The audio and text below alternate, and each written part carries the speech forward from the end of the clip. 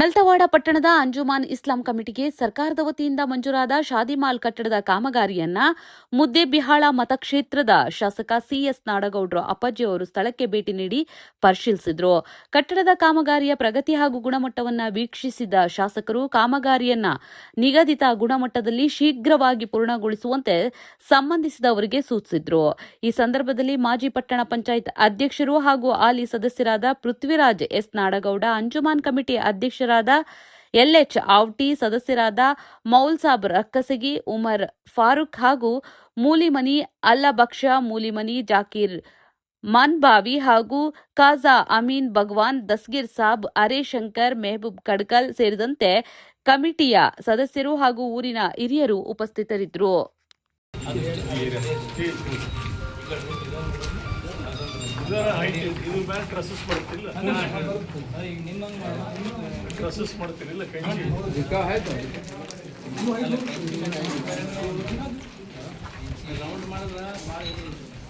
ಚೌಕ್ ಮಾಡಂತ ಹೇಳಿದ್ ಸರ್, ಮೊದಲು ದರು ಹಿಡಿತದ.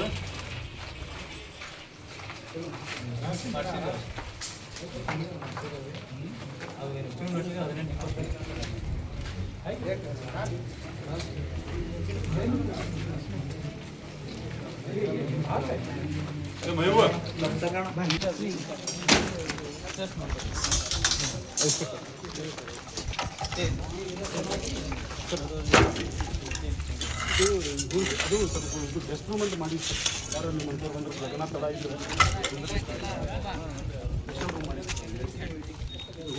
ಇದೇನೈತೆ ಮಿನಿಮಲ್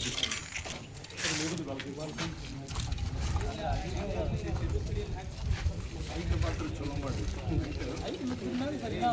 ಅಲ್ಲ ಪ್ರೋಸೆಸ್ ಮಾಡ್ತೀರಲ್ಲ ಈ ಟೈಮ್ದಂಗೆ ಮಾಡಿ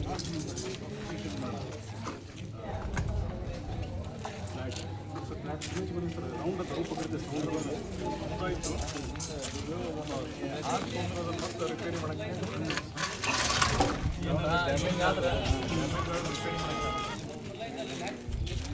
ರಿಪೇರಿ ಮಾಡಿಸಿ ऊपर भी 9.5 फीट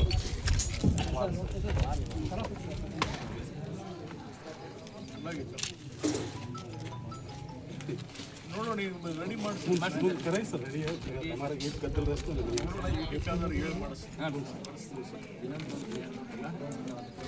ಅಲ್ಲ. ನನಗೆ ಅವರು ಈಗ ತಾಲೂಕು ಪಂಚಾಯತಿಗೆ ಫಿನಿಶಿಂಗ್ ಕೂಡ ಜಾಗ ಸರ್, ಒಂದು 50 ಲಕ್ಷ ಅದೊಂದು ಮಾನದಂಡ ಮಾಡ್ಯಾರ. ಫಿನಿಶಿಂಗ್ ಹೋಗಿ ಕೊಡ್ತಾರೆ ಸರ್, ಇದು ಮಾರ ಹ್ಞೂ ಸರ್, ಎಲ್ಲ